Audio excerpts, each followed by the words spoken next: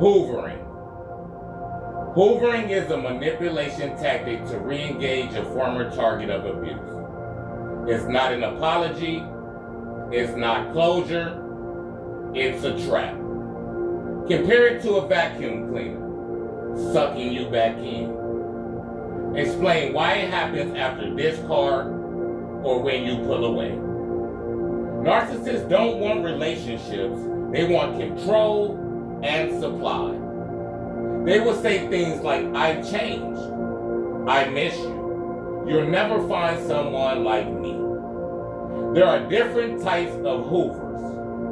1, the emotional hoover. Fake vulnerability, I need help, crying, and I miss you. 2, the guilt hoover. I'm depressed because you left me. You ruined this. 3, the love bomb reboot. That's roses, texts, and you're my soulmate.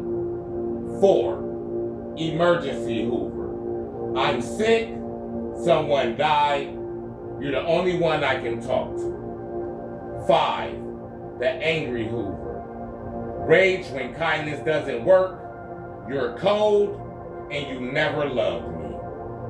6, indirect hoover. Posting things online, reaching out to your friends or family, and using the kids. 7, spiritual hoover. God told me you're my wife, and we have a soul tie. They lost control, and they need it back. They feel you slipping away emotionally, spiritually, or physically. They need to reset the cycle.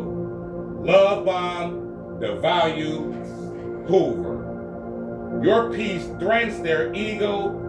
They don't want you healed, awakened, or empowered. They want to confuse you back into submission. When they feel you healing, they panic. Cognitive dissonance. Maybe they changed. Trauma bonding. You crave the high of the connection, even though it hurts. False hope. You mistake attention for love. Delaying healing. Hoovering reopens wounds. Isolation. You may not tell people they're back in your life, which fuels shame. They feed you crumbs of kindness just long enough for you to question it if it was abuse at all. How to respond? Block, ignore, document, especially if it's legal danger. Gray rock if contact is required. Trust the cycle. If they hoover, it's because you broke free. Don't confuse activity with repentance. Know that closure is a self-given gift. You don't need their words to heal.